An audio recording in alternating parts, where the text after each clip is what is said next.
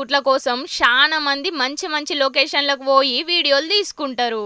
ఇంకొందరైతే బయటి దేశాలకు పోయి సుతం షూట్లు చేసుకుంటారు. కానీ గీడున్నోళ్ళైతే ఏకంగా పట్నంలున్న ఆర్టీసీ బస్సుల్నే షూట్ చేసిండ్రు. మరి గీళ్ళ ప్రేమగిన ఆర్టీసీ బస్సుల్నే షురువైందో లేకపోతే వెరైటీగా ట్రై చేయాలనుకున్నారో ఏందో గాని ప్రీ వెడ్డింగ్ షూట్ మొత్తం బస్ స్టాండ్ల సుట్టే తిరుక్కుంటా చేసిండ్రు.